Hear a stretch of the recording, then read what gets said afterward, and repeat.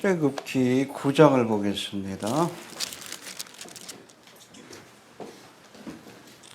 1절부터 35절까지 교독합니다.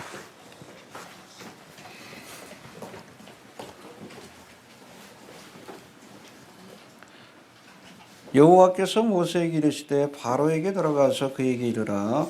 히브리 사람의 하나님 여호와께서 말씀하시기를 내 백성을 보내라. 그들이 나를 섬길 것이니라.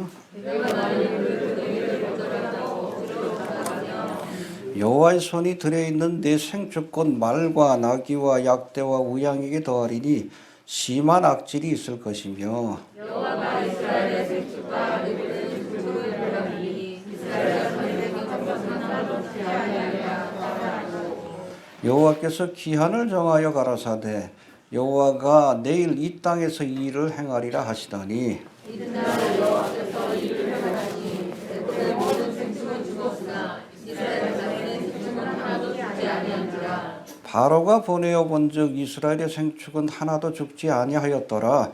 그러나 바로의 마음이 완강하여 백성을 보내지 아니하니라. 여호와께서 모세와 아론에게 이르시되 너희는 불문에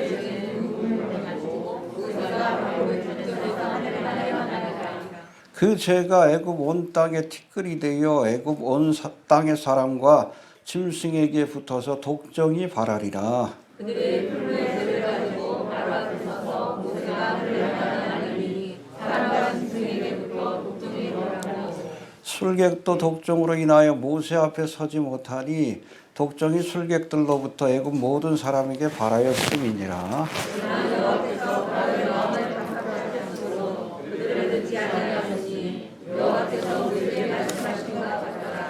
여호와께서 모세에게 이르시되 아침에 일찍이 일어나 바로 앞에 서서 그에게 이르기를 히브리 사람의 하나님 여호와의 말씀에 내 백성을 보내라. 그들이 나를 섬길 것이니라.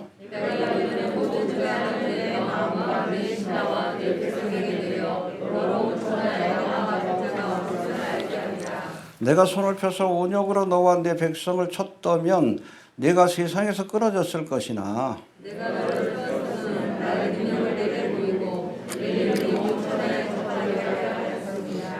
네가 여전히 내 백성 앞에 자고하고 그들을 보내지 아니하느냐.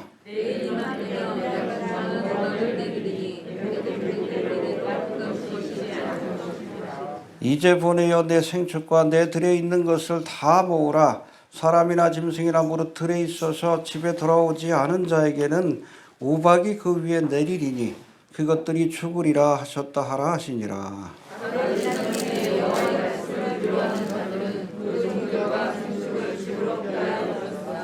여호와의 말씀을 마음에 두지 아니하는 자는 그 종들과 생축을 들에 그대로 두었더라. 여호와께서 모세에게 이르시되 너는 하늘을 향하여 손을 들어 애굽 정주에 우박이 보내는 사람과 짐승과 모든 것을 내리라.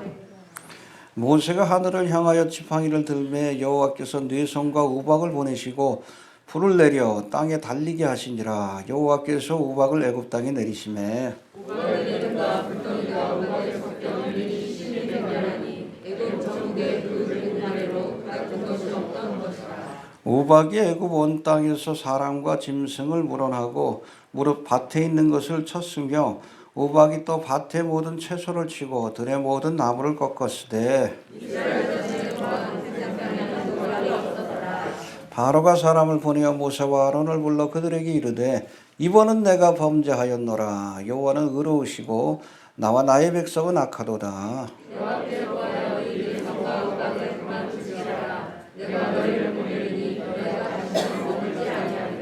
모세가 그에게 이르되 내가 성에서 나가자 곧 내 손을 여호와를 향하여 피리니 그리하면 뇌성이 그치고 우박이 다시 있지 않을지라. 세상이 여호와께 속한 줄을 왕이 알리이다.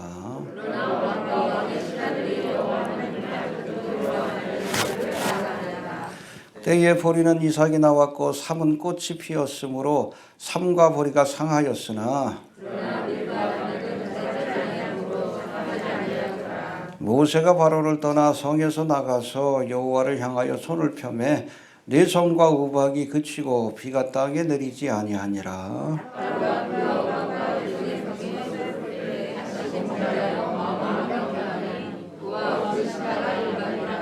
함께 묵묵합니다. 바로의 마음이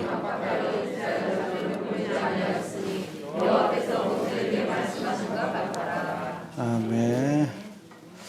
해봅시다. 여호와께서 기한을 정하셨다. 오늘 본문은 애굽 땅에 내린 해봅시다. 악질, 독점, 우바. 예, 5번째, 6번째, 7번째 재앙이죠. 따라해 봅시다. 피, 개구리, 이, 파리, 악질, 독점, 우바, 메뚜기, 흑암, 장자. 외우시길 바랍니다.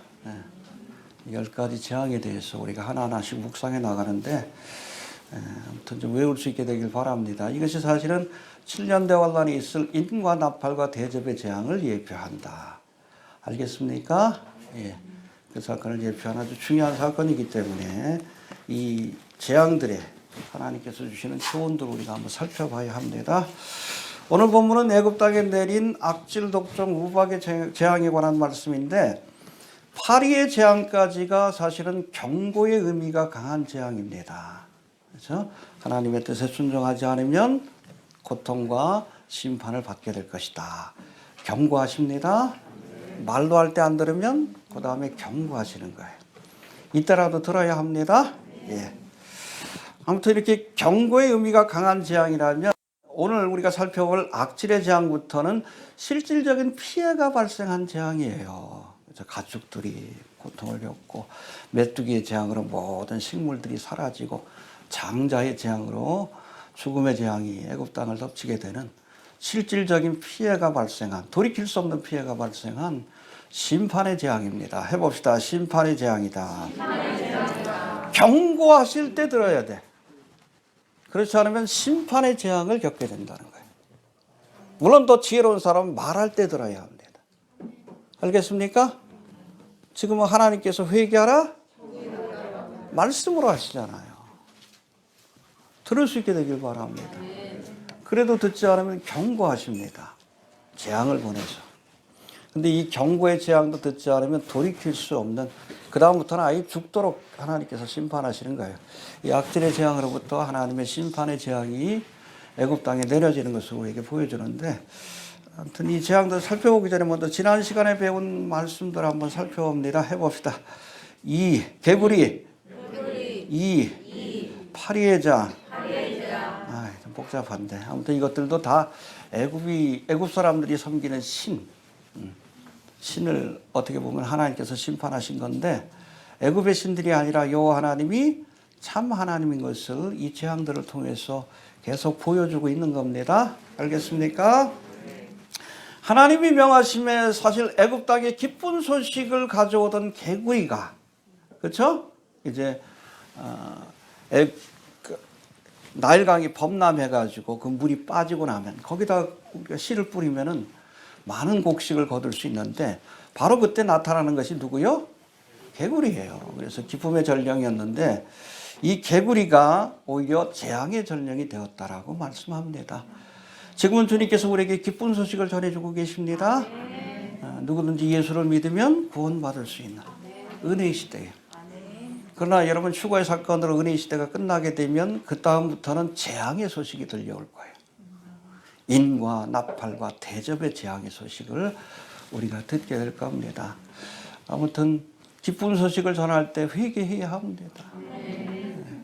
얼마 안 남은 것 같죠? 지금 우크라이나 전쟁이 계속 지속되고 있는데 이거 소모전이에요. 어떻게 보면 지금 뉴월드 오더를 세우려고 하는데 가장 큰 방해 세력이 지금 러시아거든요. 그러니까 미국이 계속 우크라이나에 무기를 공급해가지고 러시아를 망하게 하려고. 근데 잘 뜻대로 되고 있지 않잖아. 그렇죠? 근데 하나님께서 망하게 하십니다. 뭘 통해? 곡과 마곡의 전쟁을 통해. 아마 휴거의 사건이 일어나가지고 아마 전 세계에서 휴거될 많은 성도들 가장 피해를 많이 보는 것이 미국이 될 겁니다. 우리나라도 별로 없을 것 같아요. 그렇죠? 별 피해 없이 지나갈 것 같은데. 그렇게 되면 여러분 우크라이나 전쟁은 끝나는 거예요. 미국이 도울 수 없으면 이 전쟁은 끝나는 겁니다. 유럽도 이 전쟁을 원치 않아요. 자꾸 뭐 가스 끊어지고 식량도 뭐 부족해지고 그러는데 올겨울 어떻게 지나나 벌써부터 걱정하잖아. 유럽도 원치 않습니다. 미국이 우크라이나를 도울 수 없는 상황이면 아마 곧바로 전쟁이 끝나고 그리고 그 다음으로는 이스라엘을 치는 곡감옥의 전쟁이 진행될 가능성이 높습니다. 한반도에도 전쟁이 일어날 가능성이 높아요. 우리가 북한에 의해서 먹힐 수도 있습니다. 이럴 때는 지도자가 모든 걸 잘 판단해야 되는데 지금 대통령 같아가지고 어리버리하다가 남쪽은 일본한테 먹히고 서울하고 경기도는 북한한테 먹힐 가능성이 있어요. 정신 차려야 합니다. 휴거되지 못하면 그 전쟁을 겪을 수도 있어요. 기도 많이 합시다. 남겨질 사람들을 위해서도 기도합시다. 무슨 얘기하다 그랬지? 아무튼 지금은 기쁜 소식을 전하고 계시지만 이게 재앙의 소식으로 바뀝니다. 바뀌기 전에 회개해야 돼. 알겠습니까? 아직은 우리에게 복음의 소식을 전해 주시고 계셔. 주 예수를 믿으라 그리하면 너와 내 집이 구원 얻으리라. 할렐루야. 재앙의 소식으로 바뀌기 전에 회개해야 합니다. 피해 재앙이 내릴 때 눈 하나 까딱하지 않던 바로왕이 이제 자신의 삶에 구체적인 고통이 찾아왔을 때 이 개구리가 뭐 침실에도 찾아오고 떡반죽 그릇에도 찾아오고 뭐 식탁에도 찾아오니까 괴롭지. 자신의 삶의 고통이 찾아오니까 비로소 하나님의 말씀에 귀를 기울이기 시작했는데 여러분 이 바로왕처럼 꼭 매를 맞아야 깨닫는 사람이면 미련한 사람이에요. 겪어야 깨닫습니까? 말로 하실 때 들을 수 있어야 지혜로운 사람이지. 겪어봐야 돼요? 인간아파가 대접의 재앙을 꼭 겪어봐야 회개할 겁니까? 하나님이 말씀하실 때 회개하는 사람이 지혜로운 사람이에요. 얼마 안 남았어요. 은혜 시대도. 끝나면 이때는 말로 안 하십니다. 재앙을 통해서 하나님께서 경고하시지. 개구리의 재앙으로 이어진 이의 재앙은 어떠한 예고도 없이 찾아왔는데 이는 개구리의 재앙 때 바로왕이 하나님 앞에 했던 약속, 이스라엘 백성을 내어보내겠다라고 약속했는데 지켰어 안 지켰어? 거기에 대한 심판으로 하나님께서 이의 재앙을 내리신 거라고 우리가 봐야 합니다. 소원한 것은 지켜야 합니다. 그렇지 않으면 더 큰 재앙을 우리가 만나게 된다는 겁니다. 피와 개구리의 재앙을 흉내냈던 애굽의 술사들이 이의 재앙부터는 흉내를 내지 못하고 이것이 하나님의 권능, 하나님의 손가락, finger of God이라고 고백하는 장면이 나오는데 여러분 술사들도 영매들도 귀신의 힘을 빌어서 이적을 행하고 베풀 수는 있어요. 알겠습니까? 물이 변화에 피로 되는 이적 행한 겁니다. 그냥 트릭이 아니에요. 진짜 행한 겁니다. 그렇죠? 지팡이가 뱀이 되게 한 거 여러분 실제로 행한 겁니다.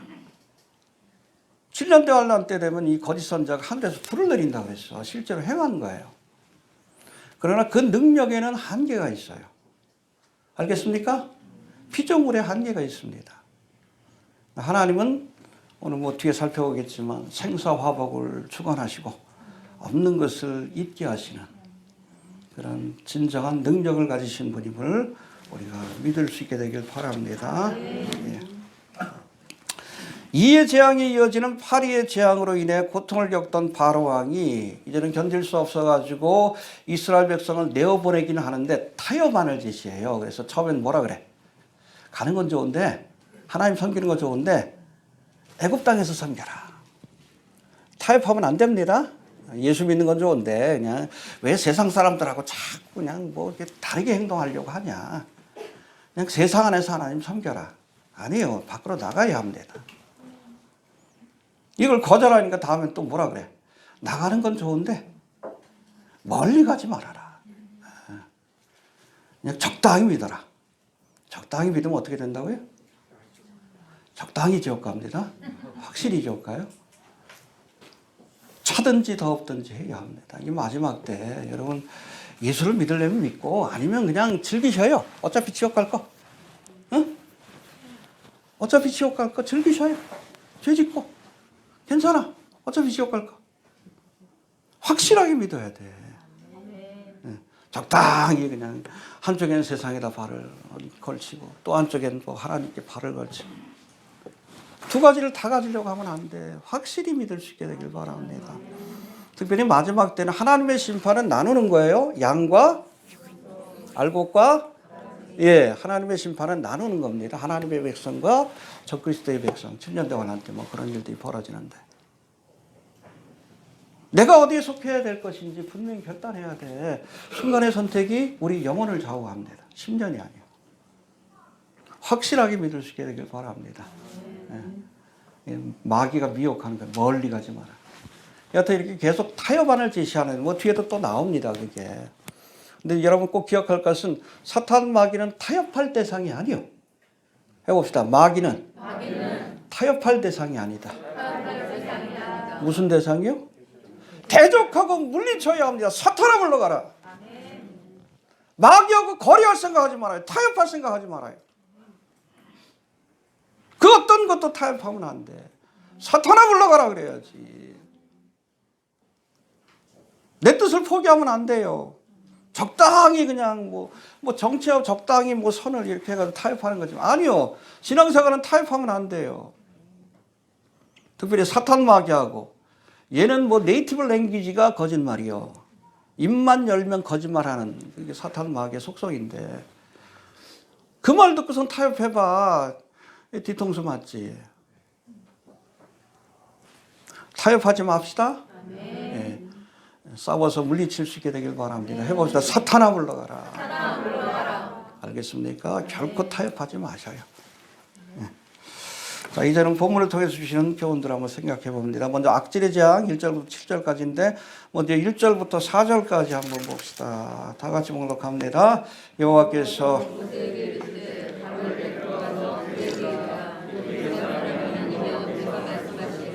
내 백성을 보내라. 그들이 나를 잡을 것이니라. 내가 만일 그들 보내기를 거절하고 억지로 잡아주면 여호와의 손이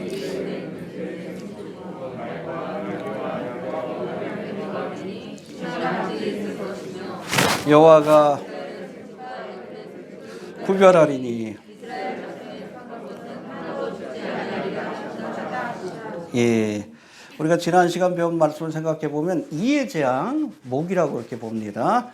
이 모기의 재앙이 개구리의 재앙 때 바로왕이 이스라엘을 내어 보내겠다고 약속했지만 안 지켰어. 그러니까 경고 없이 재앙을 내렸습니다. 심판의 의미가 있어요. 그렇다면 이 악질의 재앙은 파리의 재앙 때 그때도 내보내겠다고 했거든.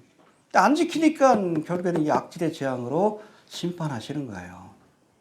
알겠습니까? 여러분 하나님 앞에 하겠다라고 약속했으면 반드시 지켜야 돼.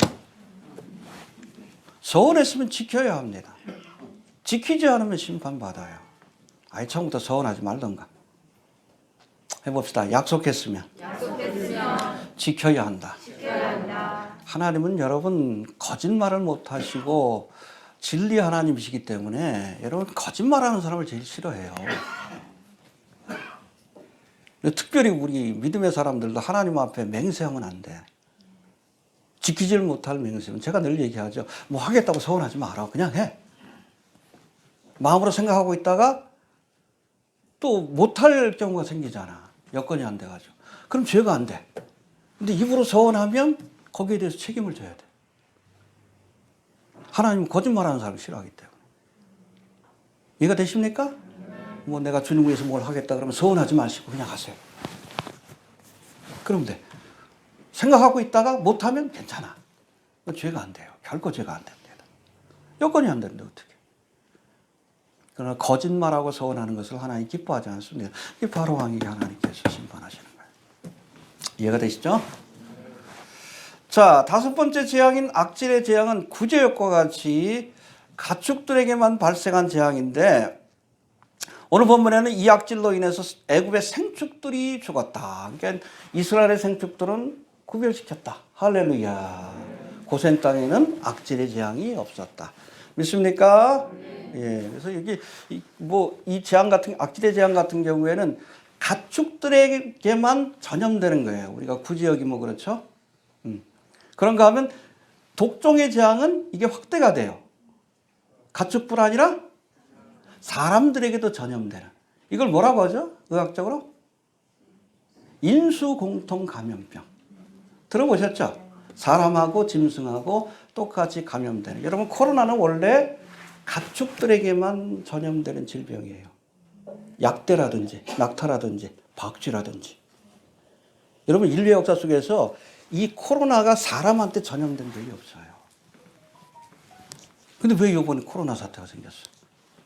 그렇게 되도록 조작한 거예요. 유전자 조작을 한 겁니다. 생화학 무기로 만든 거예요. 그 유명한 교수가 그렇게 얘기를 해. 이광재 교수가. 인류 역사 속에서 한 번도 박쥐한테 있었던 코로나가 사람한테 전염된 적이 없어요. 왜? 이건 짐승들에게만 걸리는 병이기 때문에. 인수공통 감염병이 아니에요. 근데 억지로 그렇게 되도록 유전자 조작을 한 거예요. 무기로 만들려고. 그걸 빌 게이츠가 뿌린 거 아니야. 이 사악한 놈이지. 얼마나 많은 사람들이 죽었어요. 심판하셔야 합니다. 경제도 무너지고 얼마나 많은 사람들이 죽어나갔어요. 지금도 고통 겪고. 저도 숨이 가빠. 얼마나 사악한 것들이요. 오미크론 변이로 전이가 됐다 했지만 그래도 여러분 사람 죽이려고 만든 여러분 생화학 무기요. 저도 한 2달 고생했어요. 지금도 후유증으로 고통당하는 사람들 얼마나 해요. 또 백신 맞아가지고 또 죽은 사람이. 우리나라에 공식적으로 집계된 것만 해도 2,000명이에요.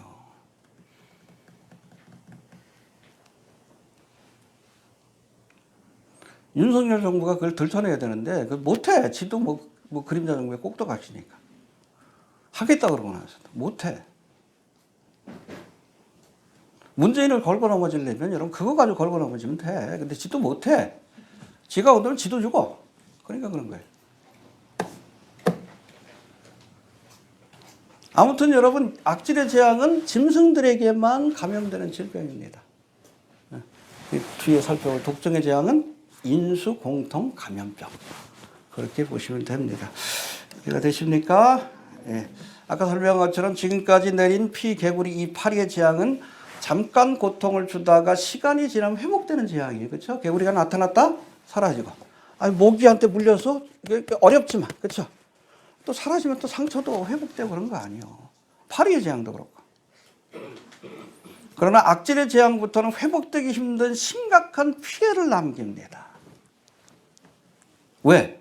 앞의 재앙은 경고의 의미로 주신 재앙이지만 이때부터의 재앙은 심판의 의미로 주시는 재앙이기 때문에 그렇습니다. 우리가 10가지 재앙이 뭐 우리가 7년대 환란에 일어날 인과 나팔과 대접의 재앙을 예표한다 그랬는데 잘 들으세요. 7년대 환란 전반부에 인과 나팔의 재앙이 쏟아집니다. 근데 이거는 경고를 위한 재앙이에요. 회개케 만드시려고 경고하시는 겁니다. 그러나 그때도 회개하지 않고, 그렇죠? 중반부에 무슨 사건이 있어요? 적그리스도 우상을 세우고 짐승의 표를 강요하죠, 그렇죠? 근데 짐승을 믿기로 결단하면 이 사람들은 더 이상 여러분 회개할 기회가 없어. 끝나는 거예요, 그때부터. 하나님의 일을 맞은 사람과 짐승의 표를 받은 사람은 쫙 달라져. 그러니까 이때부터는 무슨 재앙을 내리십니까? 심판을 위한 재앙을 내려요. 이게 첫 번째 재앙이 뭐예요?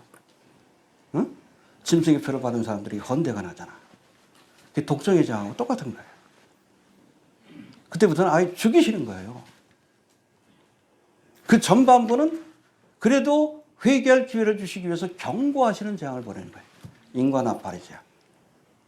그때라도 회개해야 합니다. 그리고 빨리 죽는 게 나아. 7년대 환란의 중반부부터는 그때는 아예 세상을 멸하시고 하나님을 대적하는 자들을 죽이시기 위한 재앙을 내리십니다. 이해가 되시죠? 예. 10가지 재앙도 마찬가지예요. 악질의 재앙 이전까지는 경고하시는 재앙. 악질의 재앙부터는 죽이시기 위한 심판의 재앙을 내리신다는 것. 말씀할 때 들을 수 있게 되길 바랍니다. 그렇지 못한다면 경고하실 때라도 들어야 돼. 그렇지 않으면 아예 멸하도록 심판하시는 심판의 재앙을 피할 수 없다는 겁니다. 자, 또 여기 악질의 재앙을 선포할 때 우리 1절 다시 한번 봅시다. 시작. 여호와께서 모세에게 이르시되 바로에게 들어가서 그에게 이르라 너희 사람이 여호와께서 말씀하시기를 내 백성을 보라 그들이 나를 섬길 것이다. 여기 보면 히브리 사람의 하나님이라는 표현이 나옵니다. 해봅시다. 히브리 사람의 하나님. 하나님이 유대인의 이스라엘 사람들의 하나님만 된다는 뜻이 아니라 애굽의 신들과 구분하기 위해서 이 표현을 사용하신 겁니다. 이 출애굽기에만 5번 나옵니다. 해봅시다. 애굽의 신들과 구분하기 위해. 여러분, 하나님은 히브리 사람들의 하나님일 뿐 아니라 만군의 주 여호와, 온 세상을 창조하시고 다스리는 분이심을 우리가 꼭 기억할 수 있게 되길 바랍니다. 자, 이 악질의 재앙은 특별히 히브리 사람들의 생축과 애굽 사람들의 생축을 구별하여 애굽 사람의 생축에게만 찾아왔는데, 여러분 지난 시간에 말씀드린 것처럼 하나님의 백성들은 진노와 심판의 대상이 아니에요. 알겠습니까?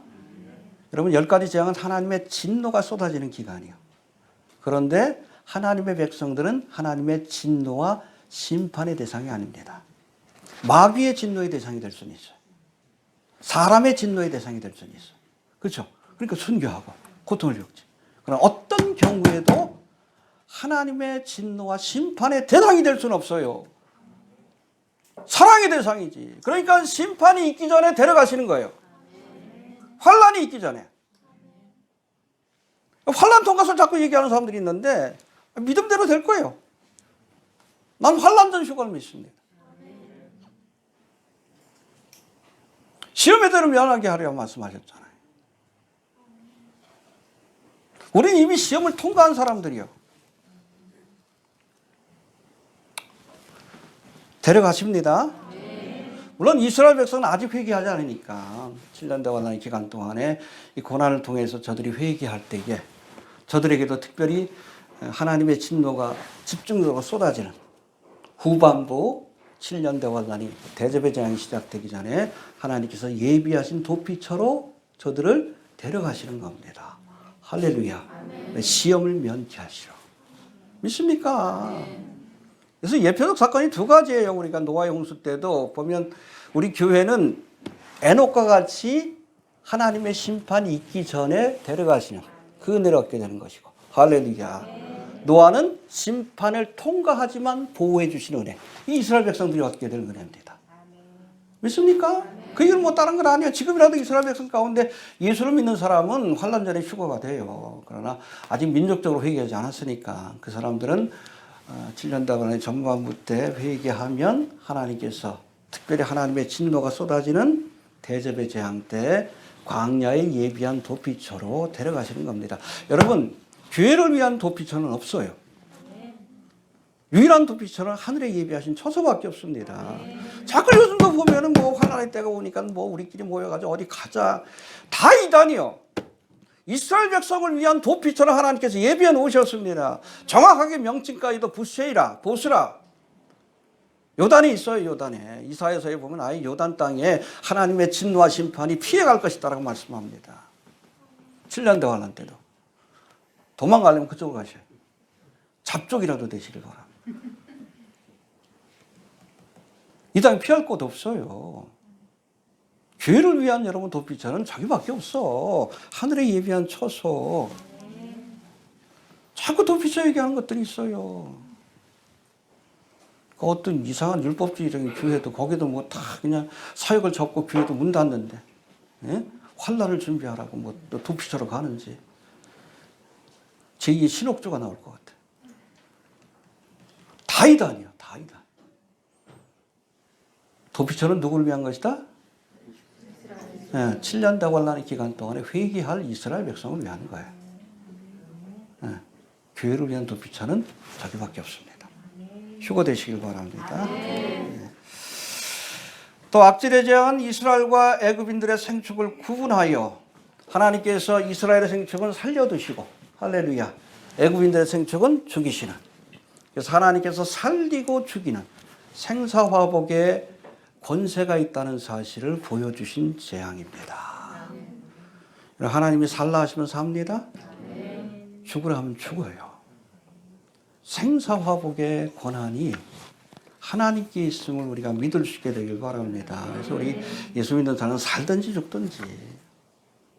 여러분 골골하다고 여러분 빨리 죽는 거 아니에요. 골골장수라고. 저도 지금 한 20년째 골골대고 있는데 아직도 살아있잖아. 사모도 뭐 유방암 초기라서 아주 일찍 발견해가지고 경과가 좋아요.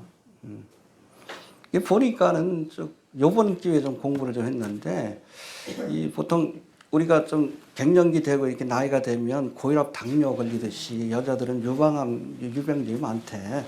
암자에 보면 입구자가 3개예요. 많이 먹어서 걸리는 병이에요.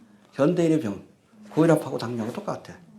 요즘은 워낙 기술들이 발달돼서 이걸 관리하는 질병으로 이렇게 봅니다. 하나님께서 좀 긴장하라고 주신 건데 여하튼 그렇게 질병이 있다고 여러분 데려가시는 게 아니에요. 건강하다가도 하루아침에 교통사고로 갈 수도 있는 거예요. 왜? 살고 죽는 권세는 하나님께 있기 때문에 그래요. 걱정할 거 없어요. 살려주시면 주님의 일을 하면 되고 데려가시면 천국이고. 믿습니까? 네, 해봅시다. 살든지 죽든지 하나님의 손에 있어요. 생사화복의 권세가 하나님께 있으면 우리가 믿을 수 있게 되길 바랍니다. 또 5절 우리 요절 말씀인데 한번 봅시다. 시작.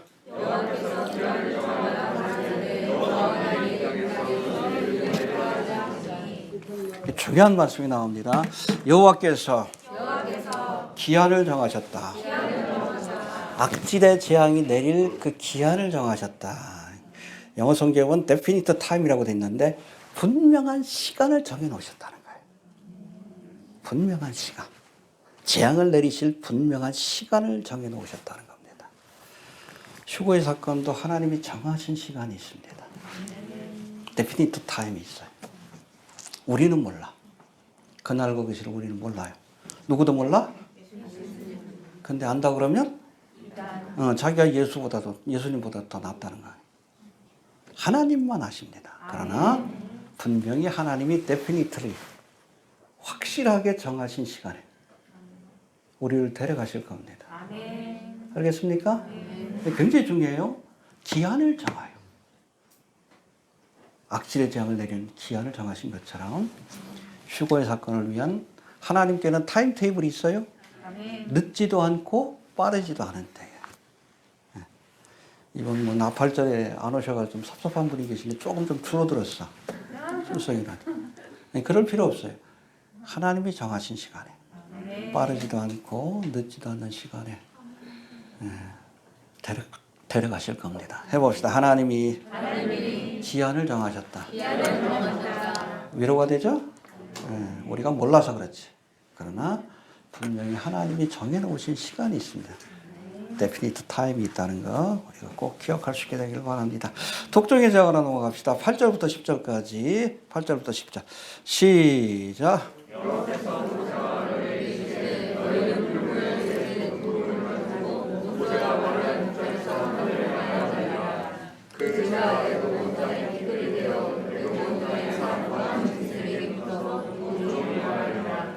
그들이 풀무의 죄를 가지고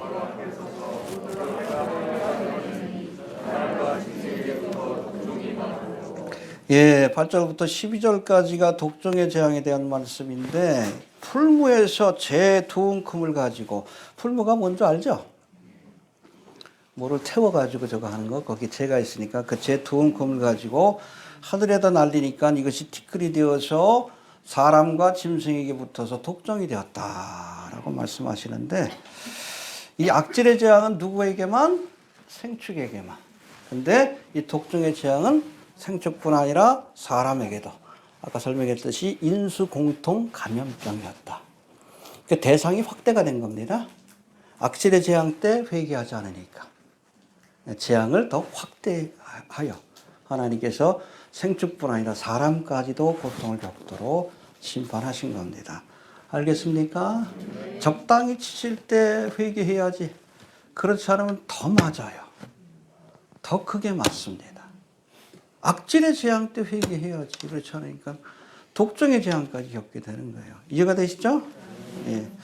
이 독종의 재앙에서 이 독종이 히브리어로 쉐인이라고 되어 있는데 이 단어는 불에 탄다, 뜨거워진다, 끓는다는 뜻을 가진 샤한이라는 단어에서 파생된 것이라고 합니다.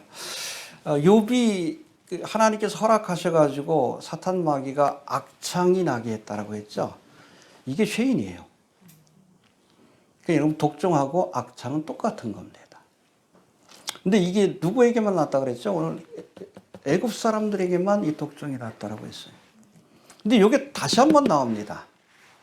그게 바로 요한계시록 16장 2절에 보면 짐승의 표를 받은 사람들에게 악하고 독한 헌데 이게 여러분 쉐인이에요. 똑같은 겁니다. 가려워가지고 막 긁잖아. 온몸이 악한 헌데가 나가지고. 이 독종과 독한 헌데는 누구에게 내리는 재앙입니까? 하나님의 통치를 거부하고 적그리스도를 따르기로 결단한 자들, 그런 자들에게 악하고 독한 헌데 이 독종의 재앙이 내려진다는 것을 우리가 꼭 기억할 수 있게 되길 바랍니다. 이해가 됩니까? 그렇죠? 애굽 백성들에게만. 하나님의 백성들은 패스오버했어요. 여러분 7년 대환란 때도 마찬가지야. 이때 하나님의 인을 맞은 자들에게는 독한 헌대의 재앙이 패스오버합니다. 짐승의 표를 받고 적그리스도를 섬기기로 결단. 사탄 마귀의 백성들에게 이 독한 헌대의 재앙이 내려질 것이다. 똑같죠? 똑같은 사건이라고 보시면 됩니다. 이해가 되시죠? 예. 근데 이 독종의 재앙을 내릴 때 이때는 좀 희한한 퍼포먼스를 합니다. 모세가 하나님 시키셔가지고 풀무에 있는 재를 하늘에다 날렸다라고 말씀합니다. 8절 한번 봅시다. 시작. 여호와께서 모세와 아론에게 이르시되 너희는 풀무에 재 두 물을 가지고 모세가 가나안 동전에서 하늘에 날려라. 예, 이게 날리니까 이게 티끌이 돼가지고 사람들한테 붙으니까 이게 독종의 재앙이 되었다라고 말씀하는데 과연 여기에 등장하는 풀무가 뭘까? 풀무가 뭔죠? 불태워 알죠? 그건 뭔지 알죠?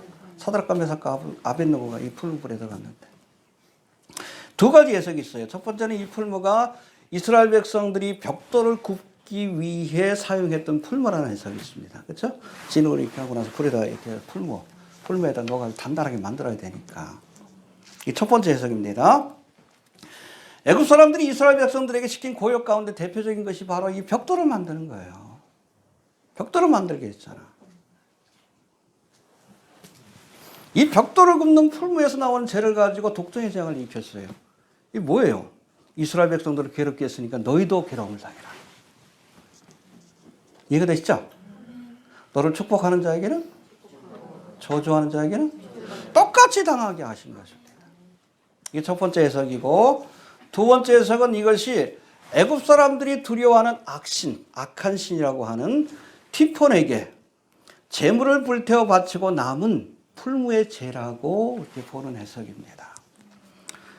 이 애굽의 제사장들은 재앙을 가져오는 신으로 알려진 티폰을 달래기 위해 풀무에다가 재물을 불태워 드린 뒤에 그 재를 가지고 공중에 뿌림으로, 그렇죠? 티폰의 재앙으로부터 우리가 자유함을 얻었다.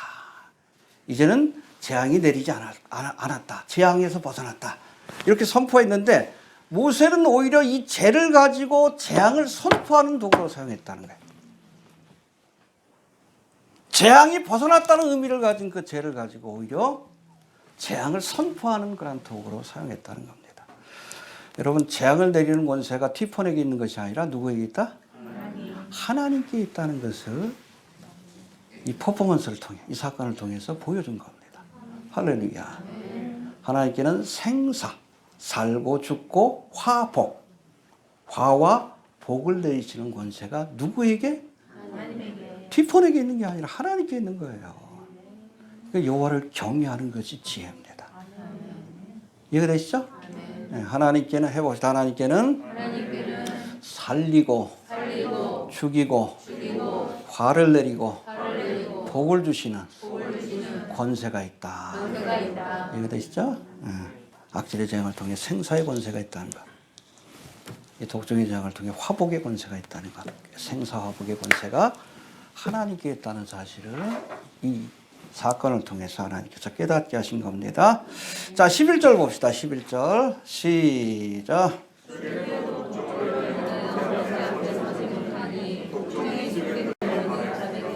예.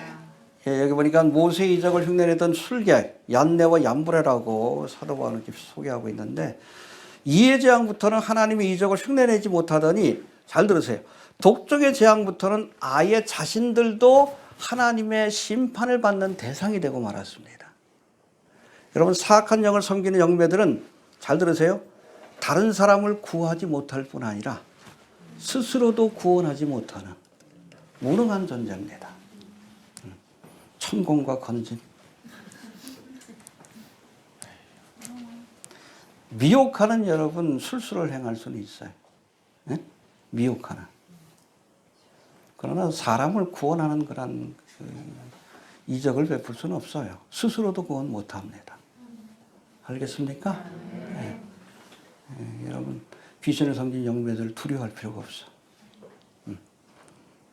그들이 섬기는 신보다 우리 안에 계신 분이 더 크신 분이십니다. 할렐루야. 이해가 됩니까?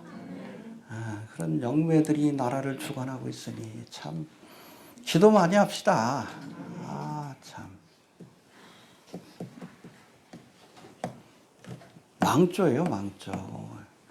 이대로 이번 휴관 사건이 일어나면 결국엔 대한민국은 망합니다. 그러려고 이렇게 쓰신 것 같기도 해, 윤석열을. 망하게 하려고. 라스푸틴 때문에 여러분 제정 러시아가 망했어. 민비도 아예 그냥 무당을 끼고 살았잖아. 일본한테 나라를 뺏겼지. 이러다가 여러분 쇼 사건이 일어나면 결국에는 우리가 중국이나 북한한테 나라를 뺏길 가능성이 높아. 남겨진 사람들 다 숙청당할 가능성이 높아. 휴고됩시다. 참 걱정스러워. 자, 마지막으로 우박의 재앙, 우리 14절부터 16절까지 봅시다. 14절부터 시작. 내가 이번에는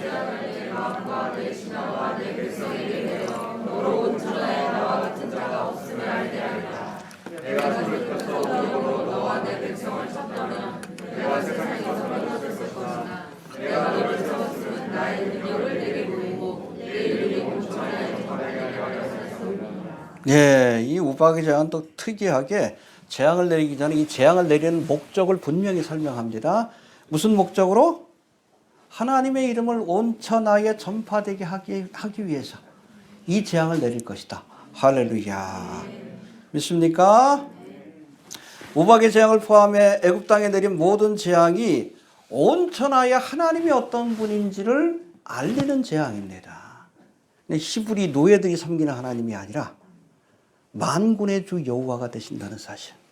만물을 주관하시고 인간의 생사화복을 주관하시는 권세가 누구에게 있다? 히브리 사람의 하나님께 있다. 할렐루야. 애굽의 신들이 아니라. 믿습니까? 네. 이건 여러분 저것까지도 연결이 돼요. 경계 홍해바다의 사건까지. 그때 여러분 세계에서 가장 강한 군대인 애굽의 군대를 수장시킴으로 하나님이 만군의 주 여호와 하나님이 되시는 것을 만방에 알리는 계기로 삼으신 겁니다. 믿습니까? 왜냐하면 여러분 그 당시에 가장 강력한 제국, 적어도 이 사건이 일어났을 때 그건 중국이 아니에요. 바벨론도 아니에요. 이집트가 가장 강력한 제국이었어.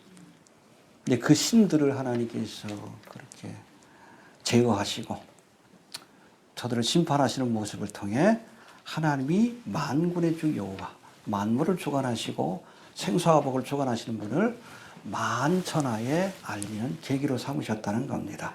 할렐루야. 여러분 조만간 우리가 찾아오게 될 중동의 전쟁, 곡과목의 전쟁도 하나님이 만군의 주 여호와 하나님이심을 보여주는 재앙이에요. 그러니까 7년 대환란 때, 그렇죠? 세상의 왕이 다스리지만 실질적으로 세상을 다스리는 분은 누구요? 하나님이라는 사실을 인과 나팔과 대접의 재앙을 통해서 보여주시는 겁니다. 할렐루야. 믿습니까? 루시퍼가 아니라 누가? 하나님이 만물의 주관자가 되시면 우리 7년대 환란 때 위인과 나팔과 대접의 재앙을 통해서 온 천하에 알리실 겁니다. 할렐루야. 네. 또 16절에는 애굽 땅에 재앙을 내려 하나님의 이름을 온 천하에 전파되게 하기 위해서 우리 16절 한번 다시 봅시다. 16절 시작.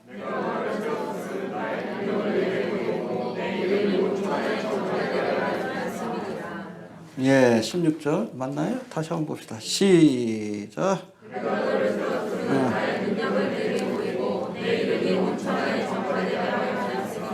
여기 보니까 내가 너를 세웠다. 내가는 누구예요? 너는 누구예요? 바로왕을. 하나님이 바로왕을 세운 겁니다. 이해가 되셔요? 왜? 악한 도구로 쓰시기 위해서. 심판의 도구로 쓰시기 위해서. 장차 여러분 이 땅에 적그리스도가 등장해가지고 뉴월드 오더를 완성할 터인데 누가 세우는 겁니까? 그렇죠. 하나님의 영광을 드러내기 위해서. 세상을 심판하는 도구로 바로 왕과 적그리스도를 누가 세우는 거예요? 하나님이 세우시는 거예요. 그래서 크게 보면 여러분 적그리스도와 바로 왕도 하나님이 쓰시는 도구입니다. 하나님의 섭리와 역사를 이루기 위한 도구입니다. 근데 꼭 기억할 것은 우리가 하나님의 도구로 쓰임 받으려면 의의 도구로 쓰임 받아야지. 악한 도구로 쓰임 받으면 결과가 안 좋아. 이렇게 쓰임 받다 바로 왕도 홍해 바다에서 죽었어요. 적그리스도도 쓰임 받다가 결국엔 지옥불에 던져졌어요. 여러분 선한 도구, 의의 도구로 쓰임 받아야 합니다. 알겠습니까? 네. 아무튼 섭리 하나님은 의인뿐 아니라 악인들도 그렇죠? 하나님의 섭리를 이루는 도구로 쓰신다는 것. 내가 너를 세웠다. 알겠습니까? 아까도 뭐 잠깐 말씀드렸지만 지금 뉴월드 오더를 세우는데 가장 큰 방해되는 세력이 두 가지가 있다고 그랬죠. 두 세력이 있다고 그랬죠. 첫 번째는 어디요? 교회. 그리고 두 번째 러시아예요. 지금 반일루미나티 전선의 최전선에 있는 나라가 여러분 러시아입니다. 거긴 동성애도 허용 안 해요. 노골적으로 여러분 프레스에서도 세계정부주의자들이 서방 세계를 지배하고 있다 그렇게 얘기를 합니다. 저들이 뉴월드 오더를 만들려고 하는데 아니다. 러시아 중심의 새로운 뉴월드 오더를 만들어야 된다 그렇게 얘기를 합니다. 그런데 재미난 게 뭐냐면 이 두 세력을 하나님께서 다 옮겨 놓으십니다. 왜? 적그리스도가 등장할 수 있도록. 교회는 휴거의 사건으로. 그리고 러시아는 곡감하게 전쟁으로 망하게 하시는. 어떻게 보면 방해가 되는 것들을 주님께서 치워주시는 거예요. 누가 등장할 수 있도록? 그렇죠.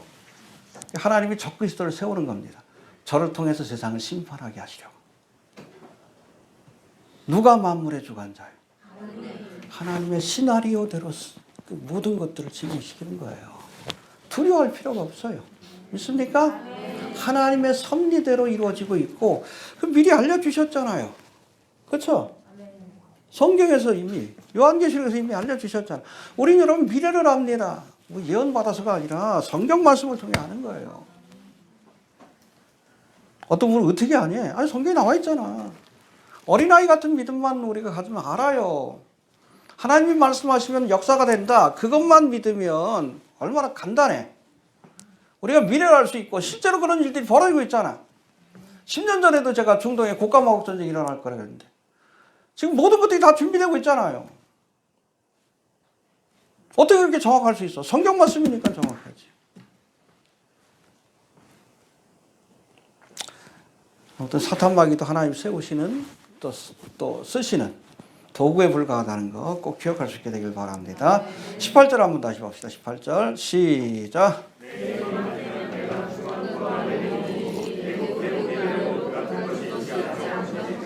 해봅시다. 개국 이래로 수천 년 동안 없었던 그런 우박의 재앙 많이 들어봤죠?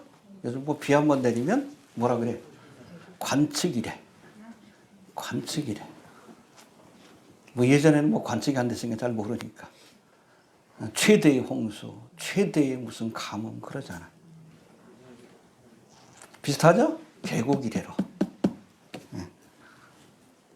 근데 우리가 지금 경험하고 있는 그런 일들은 그렇잖아요.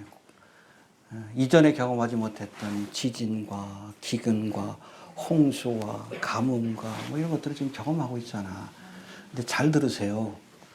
이거는 그냥 예고편입니다. 실제적인 재앙은 언제부터? 7년 대환란 때부터. 예수님께서 뭐라 그랬어요? 이 7년 대환란의 재앙에 대해서. 창세로부터 지금까지 이런 환란이 없었고 이후에도 없으리라. 개국 이래로, 창세 이래로. 지금 우리가 경험하고 있는 관측 이래는 예고편입니다.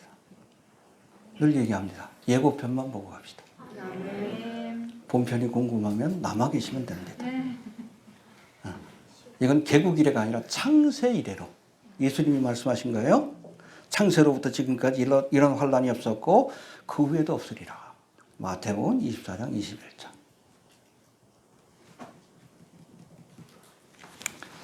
전 본격적인 재난, 이거 버스페인이라고 얘기하죠. 재난의 시작이다.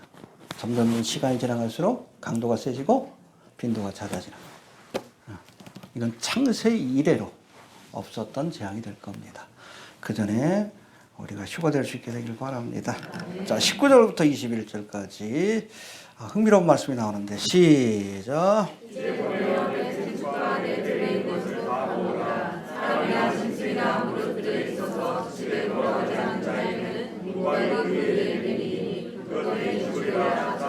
네, 우박의 재앙을 피할 수 있는 방법을 알려주신 거예요.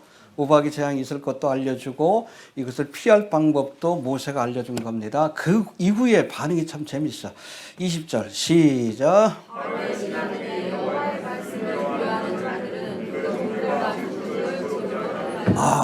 심지어 바로의 신하들 가운데서도 하나님의 말씀을 두려워하는 사람들이 생겼어. 왜? 하나님이 말씀하면 그대로 되거든. 몇 번 경험했잖아. 학습이 된 거예요. 하나님이 모세를 통해서 하신 말씀은 그대로 이루어지는구나. 그러니까 생축들을 다 들여왔지. 우박의 재앙이 있기 전에. 그런데 우리 21절 시작.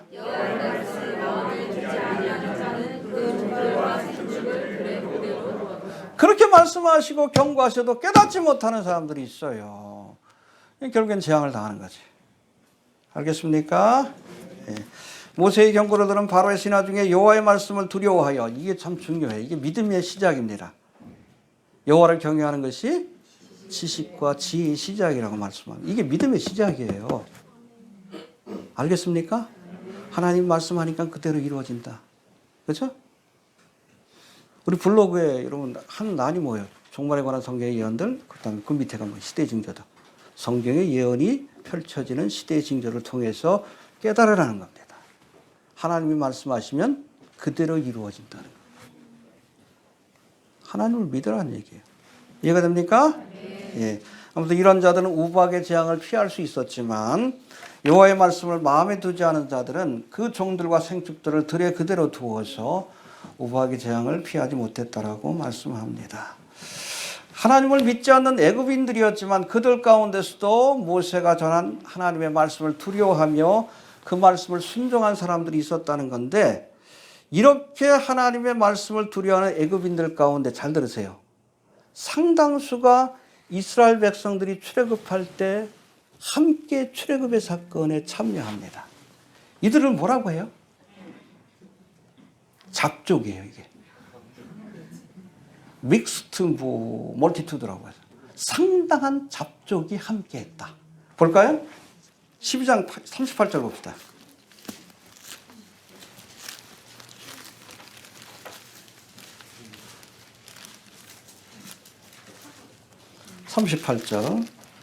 시작.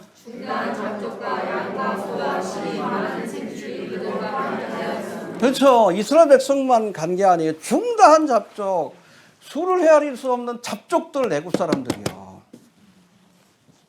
왜 따라갔어요? 하나님이 말씀하시면 된다. 하나님이 만군의 주 여호와 하나님이라는 것을 깨닫고 이스라엘 백성이 되고자 함께한 거예요. 물론 이들이 뭐 광야길을 걸을 때 좀 문제를 일으키긴 했어요. 그래서 섞인 무리가 불평을 말하며 그 말씀 있잖아요. 민수기에 보면 고기가 먹고 싶다 해가지고 여기 뭐 하나님의 심판을 받는 장면도 있지만, 여튼 이들이 나중에 할례를 받고 이스라엘 민족과 함께 공동체에 포함이 돼서 결국엔 가나안 땅을 유업으로 함께 얻게 되어요. 그런 사건이 나옵니다. 할렐루야.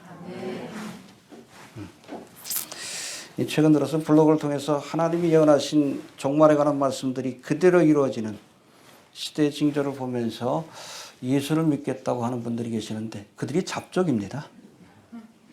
알겠습니까? 사건을 보고 깨닫고 예수를 믿겠다고 하는 사람들. 잡족이라도 돼야 돼요. 잡족이라도 되면 가나안 땅을 유업으로 얻을 수 있어요. 잡족이라도 되면 출애굽의 사건에 휴거의 사건이죠. 참여해서 가나안 땅 이스라엘 백성들과 함께 하나님의 나라를 유업으로 얻는 그런 복이 임하게 될 겁니다. 해봅시다. 잡족이라도 되죠. 알겠습니까? 사실은 우린 뭐 이방인들은 다 잡족이지. 그렇잖아요. 이 누구요? 하나님의 말씀을 경외하는 사람들이 이방인이지만 그래서 하나님의 백성에 속하고자 하는 결단을 내린 사람들. 그래서 그들은 이스라엘 백성들과 함께 섞여서 가나안 땅을 유업으로 얻었다라고 말씀하고 있습니다. 할렐루야. 해봅시다. 잡족이라도 되자. 잡족들이 많이 나오셔야 되는데 알겠습니까? 시대의 징조를 보고라도 우리가 깨닫고 주님 앞에 돌아와야 합니다. 이해가 됩니까? 중다한 잡족들.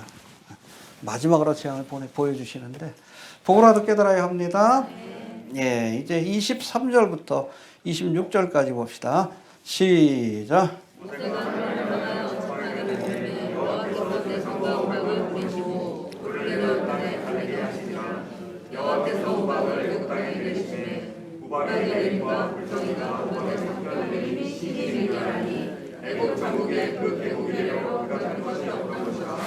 우박이 애굽 온 땅에서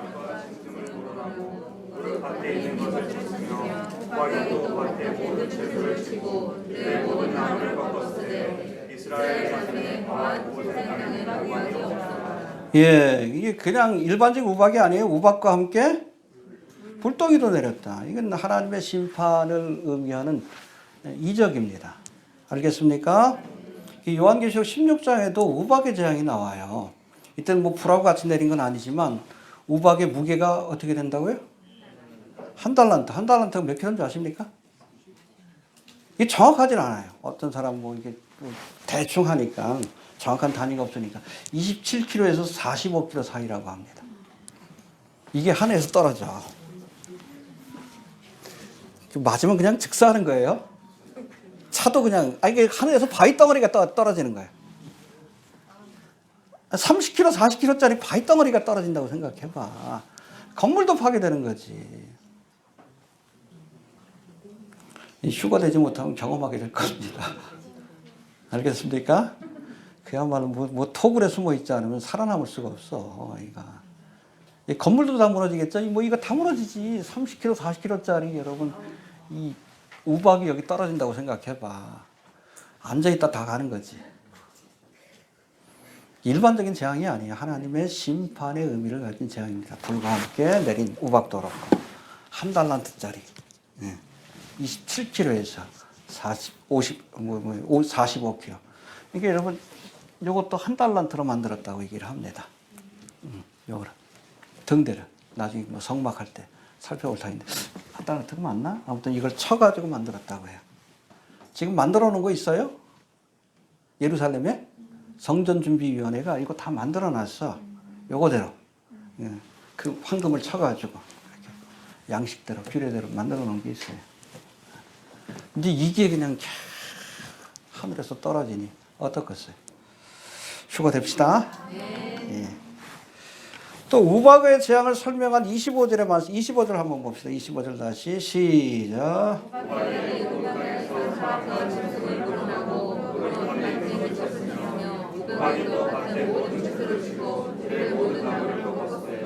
예, 이 우박의 재앙이 생축과 밭에 큰 피해를 주었지만 구체적으로는 밀과 남액은 아직 싹이 나지 않아서 피해를 입지 않았다라고 말씀합니다. 31절 32절 봅시다. 시작.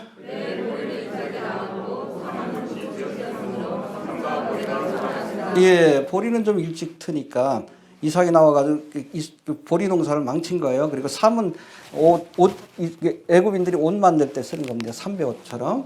요거는 상했지만 그러나 32절 시작. 예, 이거 밀과 남액은 빵을 만드는 재료입니다. 주식을 만드는 밀과 남액은 상하지 않았어요.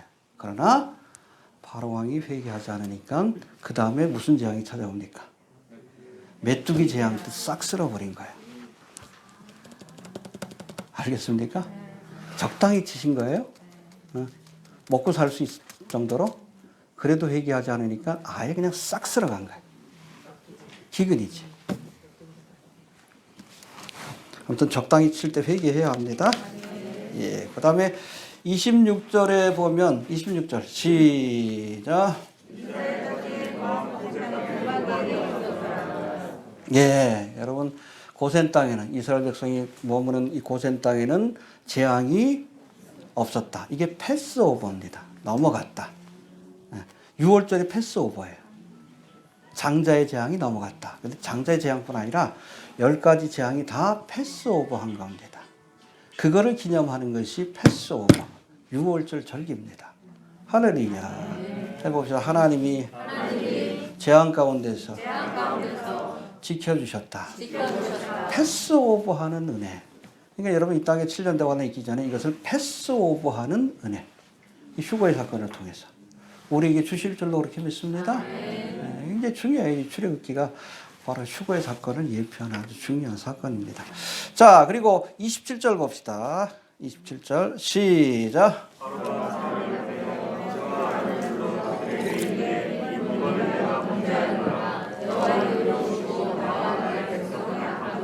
네, 바로가 회개하는 장면입니다. 내가 범죄하였노라.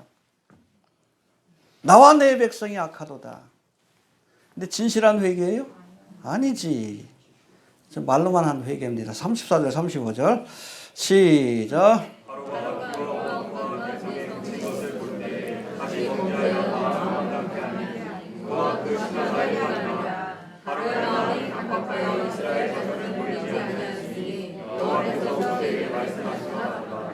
예, 그렇죠. 자기가 맹세한 것도 지키지 않습니다. 진정한 회개가 아니라 거짓된 회개입니다. 알겠습니까? 잘 들으세요. 뉘우치는 것과 회개하는 것은 다릅니다. 해봅시다. 뉘우침과 회개는 다른 것이다. 뉘우침이라는 것이 뭡니까? 내 마음속에서 내가 범죄했다는 것을 깨닫고 지적인 활동이에요. 후회하는 것. 마음으로 내가 왜 그랬을까? 그렇죠? 지식과 정서. 그런데 여러분 진정한 회개는 여기에다가 다시는 죄를 짓지 않겠다라고 결단하는 것까지 포함되어야 합니다. 알겠습니까? 회개의 원래의 뜻이 그거예요. 삶의 방향을 바꾼다. 진실한 여러분 삶의 변화가 없으면 그건 회개했다라고 우리가 볼 수 없는 겁니다. 알겠습니까? 내가 범죄했다고 고백했으면 다시는 범죄하지 말아야지. 그래야 진정한 회개죠. 여러분 예수님의 십자가 사건 앞에 죄를 지은 가룟 유다하고 베드로 둘 다 아주 치명적인 죄를 지었어요. 이 둘 다 자신의 잘못을 깨닫고 뉘우쳤습니다. 그렇죠? 베드로만 뉘우친 게 아니에요. 가룟 유다도 뉘우쳤어. 그런데 이 가룟 유다의 뉘우침은 회개로 이어지지 않고 오히려 파멸적인 자살로 이어졌습니다. 뉘우치고 끝난 겁니다. 회개한 게 아니에요. 하나님 앞에 용서를 구한 게 아니에요. 이해가 됩니까? 그래서 가룟 유다가 구원받지 못한 것이고 구원받지 못한 자이기에 회개하지도 못한 겁니다. 이에 반해서 예수님을 모른다고 3번이나 부인했던 베드로는 죄를 뉘우쳤을 뿐 아니라 하나님 앞에서 진실한 회개를 했어요. 그렇기 때문에 용서를 받고 다시금 사도의 직분을 감당할 수 있었던 겁니다. 그렇다면 베드로가 진실하게 회개했다는 거 우리가 어떻게 할 수 있어? 응? 가해바의 법정뿐 아니라 또다시 베드로의 삶 속에서 예수님을 부인할 기회가 다시 찾아왔어. 언제? 네로의 박해 때. 그렇죠? 그때 예수를 부인할 수 있는 기회가 찾아왔어. 근데 예수를 부인했어요? 부인하지 않고 거꾸로 십자가에 못 박혀 죽었잖아요. 진실한 회개를 했다는 증거입니다. 알겠습니까? 예. 여러분 죄를 뉘우쳐도 죄된 삶을 버리지 않는 사람을 진실하게 회개했다라고 볼 수 없는 거예요. 박진영이 예수 믿고 구원받았다고 하는데 이 구원파의 구원이야. 근데 역시 뭐 자기 하는 사업을 통해서 계속 이러고 있잖아. 어떻게 할 거예요? 사탄을 찬양하고 사람들을 지옥으로 끌고 가고 있는데 그게 회개한 사람이요? 죄를 뉘우치는 단계까지는 갔겠지. 그렇죠? 내가 죄인임을 깨닫고 뉘우치는 단계까지는 갔지. 그럼 삶이 바뀌어야 될 거 아니에요. 구원파는 뉘우치면 구원받았다라고 착각하게 만들어요. 그래서 이단이요. 진실한 회개는 여러분 바로왕의 회개가 아니라 베드로의 회개가 돼야 돼요. 삶의 변화가 있어야 돼요. 적어도 결정적인, 우리가 물론 뭐 예수를 믿고 나서 또 죄를 지을 수는 있지. 하나님을 부인하는 것 같은 결정적인 죄는 짓지 않는 자가 구원받은 사람이라고 할 수 있는 거지.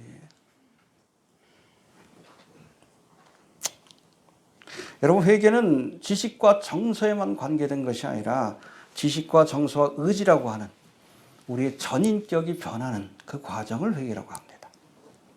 아무리 죄를 깨닫고 마음으로 느껴도 우리가 죄로부터 멀어지고자 하는 마음의 결단이 없다면 이거는 여러분 가룟 유다의 회개요. 바로왕의 회개요. 진정한 회개라고 볼 수 없다는 겁니다. 알겠습니까? 회개하시길 바랍니다. 그래야 구원 얻을 수 있는 겁니다. 또 34절 봅시다. 34절 시작.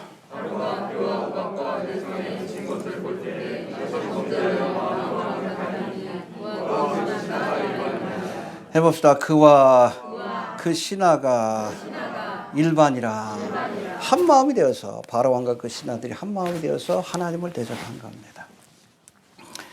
이 마지막 때가 되면 적그리스도와 그를 추종하는 세력들도 한 마음이 되어서 하나님과 기름 부음 받은 자인 예수님을 대적할 거라고 했어요. 누구요? 일루미나티죠. 거기에 대한 예언의 말씀이 있어요. 시편 2편에 메시아시라고 하는데 제가 읽을게요. 어찌하여 열방이 분노하며 민족들이 허사를 경영하는 거 세상의 군왕들이 나서며 관원들이 서로 꾀하여 이게 누구요? The kings and the rulers. 일루미나티지. 여호와와 그 기름 받은 자를 대적하며 그렇죠? 하나님과 메시아 예수 그리스도를 대적하며 우리가 그 맨 것을 끊고 그 결박을 벗어버리자 하도다. 하늘에 계신 자가 웃으심이요 주께서 저희를 비웃으시리로다. 할렐루야. 그때의 분을 바라며 진노하서 저희를 놀래어 이르시기를 내가 나의 왕을 내 거룩한 산 시온에 세웠다 하시리로다. 할렐루야. 저들을 심판하시고 누구를? 예수님을 만왕의 왕으로 시온 예루살렘에 세울 겁니다. 이게 재림의 사건이에요. 알겠습니까?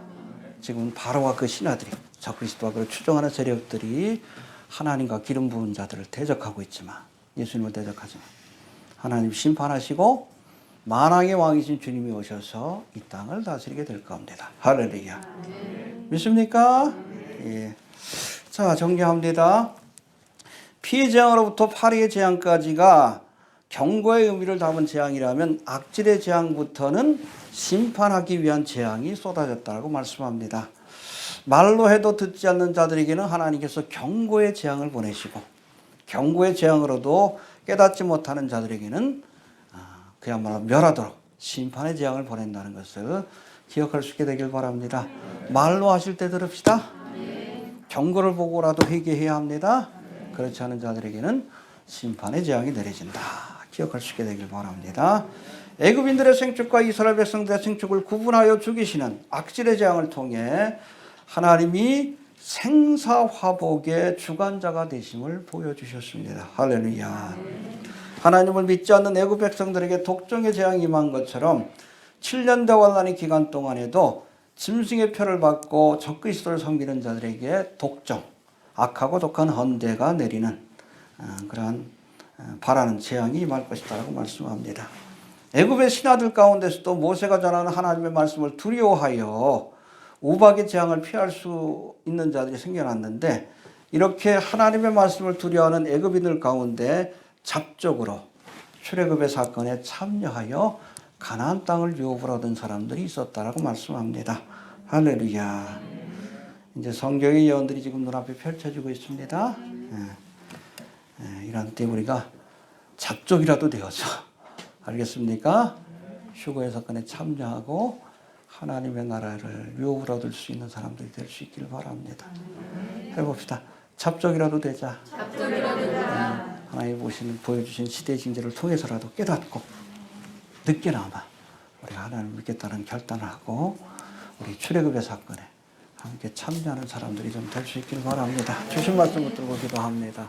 하나님 은혜 감사합니다. 오늘도 귀한 출애굽기